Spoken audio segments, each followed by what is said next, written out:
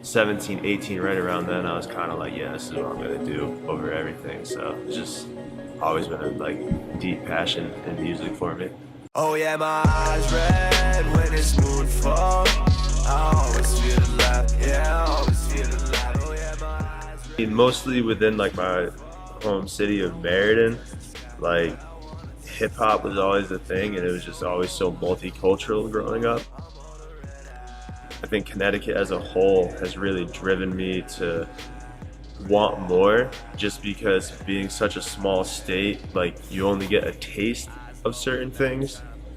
Once I left Connecticut and like found out there's a whole other world out there, once I came back to Connecticut, I started putting the pieces together of what music was and why an area affects the way you listen to music. Like why people in New Orleans have like this deep endearment for like jazz swing music, and why up here we have this like heavy rugged hip hop compared to like the West Coast where things are real smooth and chill. Like we have this like aggressive kind of side to us, a dirty kind of side to us. So I just think like the whole East Coast tri-state area in general just really has a real like rough edge to it, and I've always enjoyed that. I think that carried with me heavy into my own music.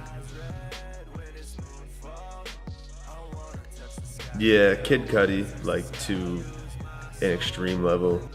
He was like a big brother to me through his music, so in that, like, and just all the sounds and the way he went about it, it just made me want to make music that really like hit you as a person, and just the sounds like hit that little like hair on your neck that just make you go like, oh man, that's so dope. I can't put it down to one, I think, but off my mixtape Insomnia, I did a track called Home. And it's not even available anywhere on the internet anymore, which I think is kind of cool. I have like the one copy of it. It was just me explaining like what home was and what home meant to me and where home is, and like it just gave me that like that sensation you have when like you're like, it's like your bed. It's like when you're there and like you could just like cuddle up in it, like you're good. Like, and that song was me trying to describe that feeling. And it was the first time I ever played guitar on a song and sang on a song, so that one for sure. I think opening for Currency was like, because that was the first really big show I did, and it just happened so naturally. Just one of those moments where everything kind of had to go right, and it did. Then like being on stage in front of a couple hundred people for the first time is kind of like surreal. And I don't think my performance was that great, but it was enough to like stick out to certain people, and it just brought me more opportunity. Actually, the way it happened was I was performing in Meriden, not necessarily here. I was down the road from Hot 937. DJ Michi did a tour called Fresh Faces, which was a bunch of local artists, and Young Roddy's manager, who was signed to Jet Life at the time, just happened to walk into the building in the same moment that I was performing to give Michi some tickets to give away on the radio. And as I got off stage, the dude came out to me and was just like, yo, what's your name? I was like, oh, I'm Dutch. And he was like, oh, you know, I like your stuff. It was pretty cool. Like, can I get your email? I said, sure. I didn't really think much of it. Like, the dude had like this long beard, was wearing like a bucket hat, and I was just like, all right, this is just whoever. And then like 4 weeks later, I got an email from him like, hey, we're bringing Currency to Toad's place. Can you open up? And I was just like, oh, whoa, like, that was this dude. I think the most like trying moment was actually here.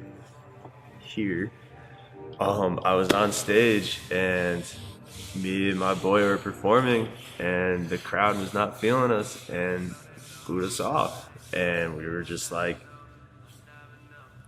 it was crazy. Like the whole event played out so crazy, and like we went on super late, and it was like a contest kind of thing.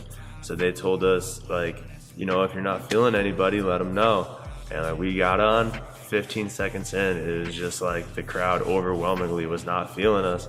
I looked back at the DJ, which was DJ Craig from Hot 937. I can't wait to tell him this story one day.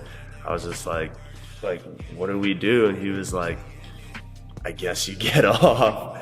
I got off stage, I'm super frustrated, and some random guy that I don't know who he is, where he's from, I know he's from Atlanta, just came up to me and was like, listen man, you could do one of two things here. One being you could give up and never show your face again, or two, next time you come, just come 10 times harder. And in the moment, I think I was just like, eh.